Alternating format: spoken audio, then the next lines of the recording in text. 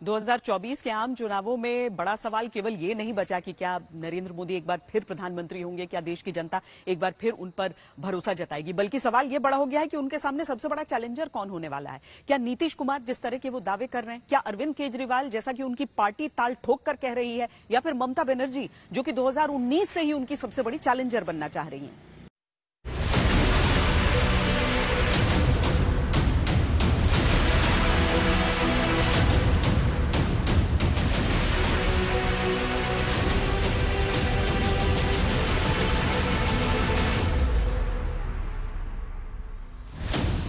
आम आदमी पार्टी 2024 में मोदी बनाम केजरीवाल के बीच लड़ाई मानती है। 2024 का चुनाव आम आदमी party versus Bharatiya Janata party होने जा रहा है। अब तक लोग पूछते थे कि मोदी वर्सेस हु। अब पूरे देश में माहौल बन रहा है कि मोदी जी नहीं चाहिए, अरविंद केजरीवाल जी को एक मौका देना है। ममता बनर्जी 2024 में मोदी का विकल्प बनना चाहती हैं। चुनाव का टाइम में हिंदू मुसलमान होता है, चुनाव का टाइम में गंगा डूब होता है, लेकिन चुनाव का बाद गंगा माँ का धरती में डेड बॉडी जाता है तो किसी को याद भी नहीं पड़ता है। जेडीयू 2024 में मोदी को हराने का प्लान बताकर नीतीश को पीएम मटीरियल बताती है। जी से आशीर्वाद लिए हैं जी कि 2024 का चुनाव जी उखाड़ फेंकना है। 24 के चुनाव में इनको 40 सीट पर हराने का लक्ष्य निर्धारित करना है बस।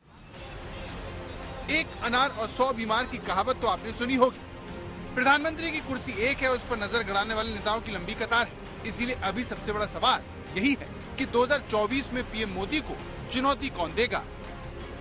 ये सवाल इसलिए भी अहम है क्योंकि फिलहाल पीएम मोदी को हराना तो दूर, विपक्ष की हैसियत उन्हें टक्कर देने तक की नहीं है। 2019 में जब लोकसभा में हम दोबारा जीत करके आए तो उस ज्ञानियों ने कहा था कि भाई 2019 के जीत में क्या है, ये तो 2017 में ही तय हो गई थी, क्योंकि 2017 में यूपी का रिजल्ट आया था।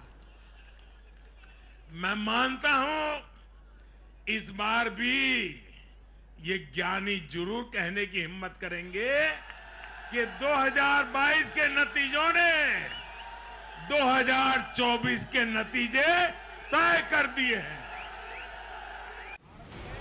तो मोदी 2024 में जीत तय मानते हैं। इंडिया टुडे सी वोटर के सर्वे में भी ऐसी ही राय बाहर निकल कर आई। 1 अगस्त को किए गए सर्वे में एनडीए को 307, यूपीए को 125 और अन्य को 111 सीटें मिलने की संभावना जताई गई।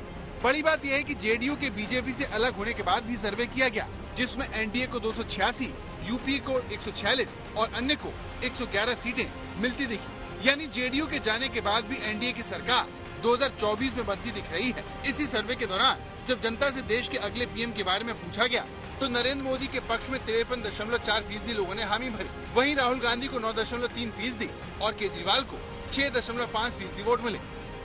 प्रधानमंत्री मोदी की सरकार के प्रदर्शन को भी जनता के एक बड़े तबके ने सराहा, जो बताता है कि 2024 में मोदी को हराना बहुत मुश्किल है, भले ही नीतीश कुमार की पार्टी जो चाहे फॉर्मूला दे दे।